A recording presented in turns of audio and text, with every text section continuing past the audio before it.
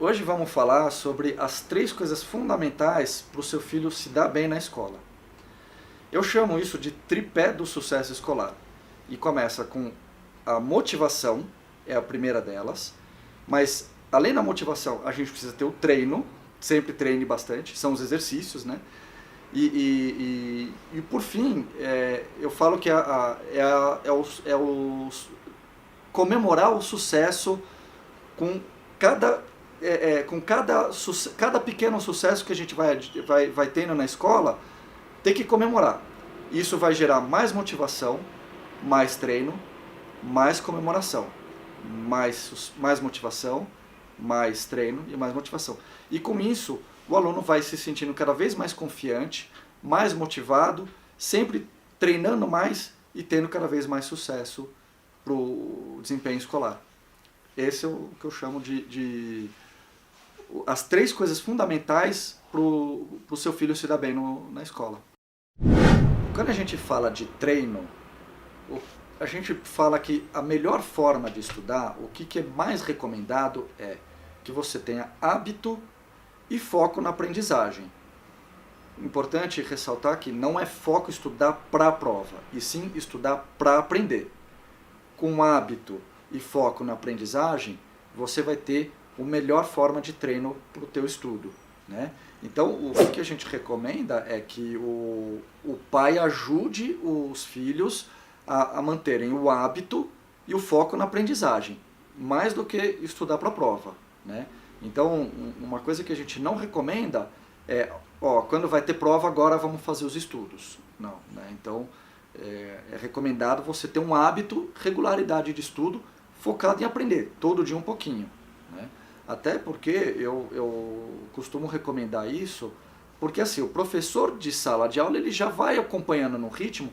Se você deixar para estudar no final, você fica descompassado do professor, né? Então o professor ele vai e você deixa para estudar só no final. E aí no final, perto da prova, você vai ter que reaprender tudo que já foi falado, já foi perdido um tempo ali que você já poderia estar trabalhando, revisando, questionando o professor, tirando dúvidas em sala.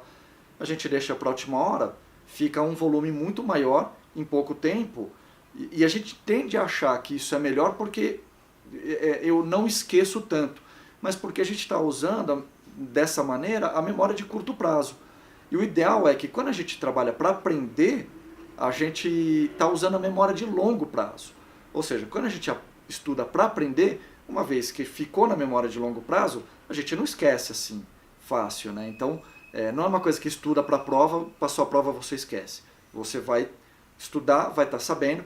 Das próximas matérias que vão continuar a partir desse conteúdo, você já tem esse conteúdo gravado na tua memória de longo prazo também.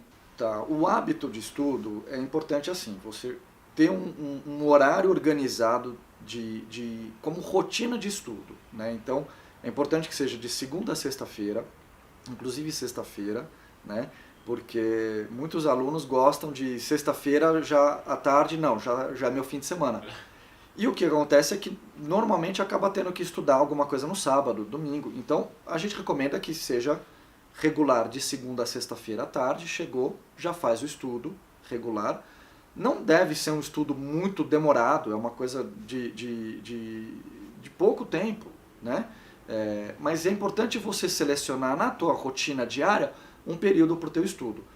Inclui as tarefas, inclui trabalhos, mas um estudo adicional para você fazer o que seria talvez uma revisão do que o professor falou em sala, ou fazer um treino adicional, ou fazer uma pesquisa adicional para consolidar aquele conhecimento, né? Então, óbvio, certamente assim que para cada disciplina você vai ter algumas formas diferentes. Então, por exemplo, para matemática são mais exercícios, para física, as matérias de exatas são mais exercícios. Para as matérias de humanas é mais escrever, mais ler e elaborar talvez um resumo, uma reescrita de um conteúdo, né?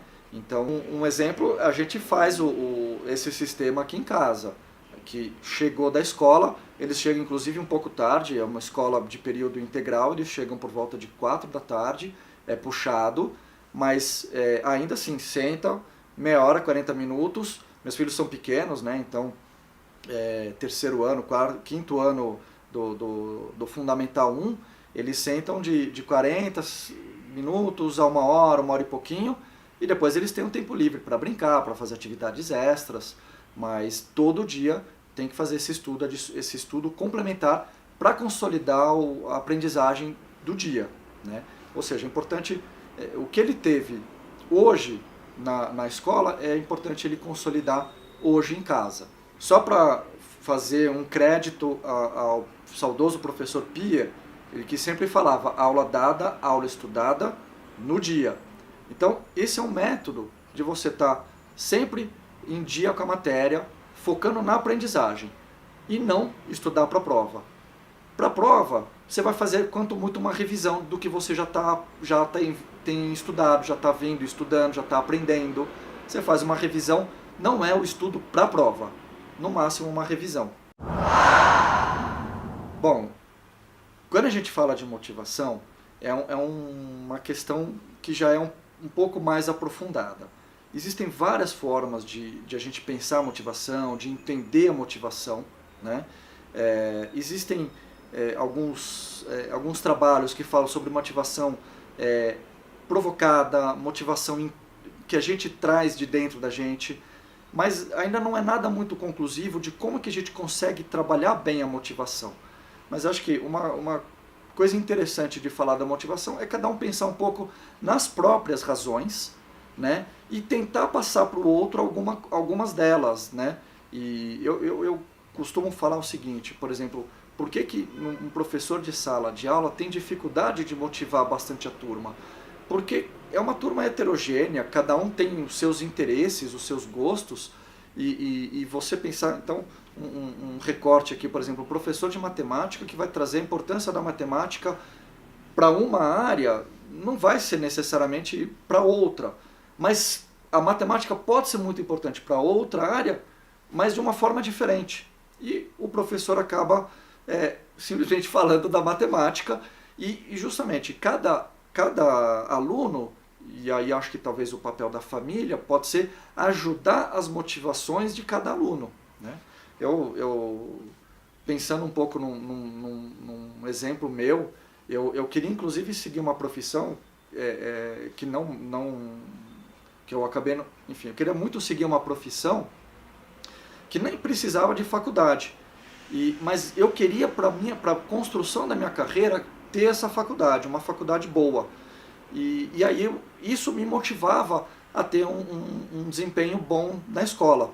O aluno ele pode achar as razões próprias, né? Mas às vezes ele escuta muito escola para quê, escola não serve, tantas pessoas com assim, alguns exemplos vários de sucesso e que não precisaram de escola e de faculdade, né? Eu gosto de pensar o termo musculação cerebral, porque não é bem uma musculação, o cérebro não é um músculo, mas ele sim se desenvolve e ele fica com mais capacidade.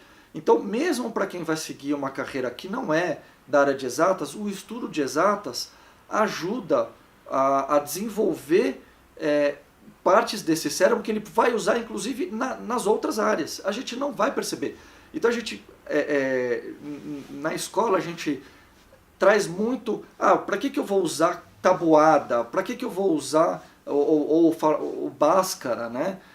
Mas não é o Bhaskara, mas aonde você trabalhou no teu cérebro o uso desse conteúdo, você está usando para outras áreas que talvez não tenham nem muito a ver com a matemática, tenham muito a ver com o teu dia a dia, e você nunca vai perceber isso.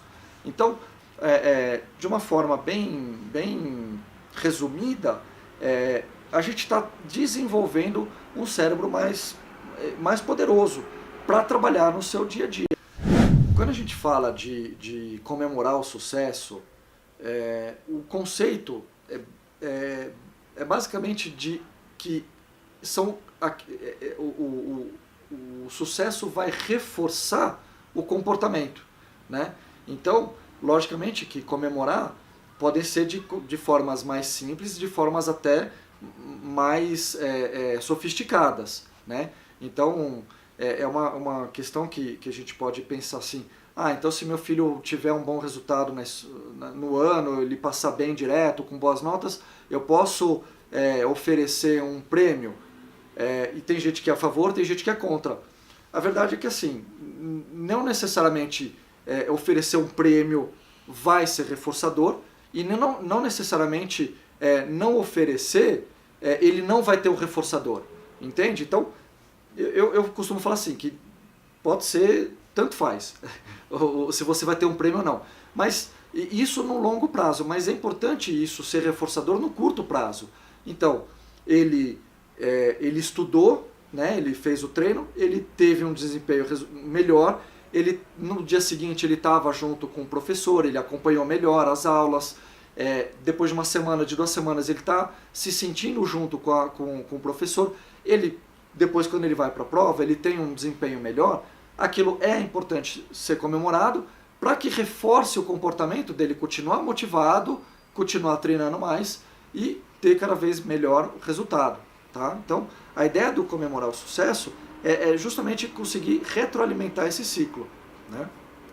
Então, uma forma que o que acontece é o seguinte, quando a gente comemora cada vez mais, a gente tem como um resultado, como um subproduto dessa situação, a melhora da autoestima do aluno.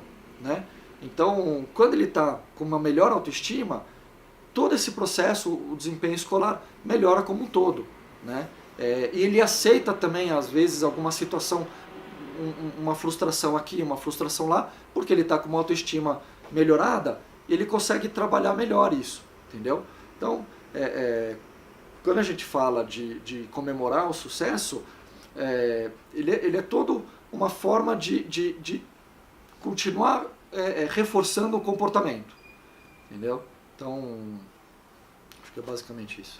Gente, esse é um pouco do que a gente tinha para trazer. Espero que vocês tenham gostado. Se gostou, curte o canal, dá um joinha, deixa o like, comenta, indica, e para que a gente possa trazer mais vídeos com esses conteúdos, pode mandar perguntas para a gente também.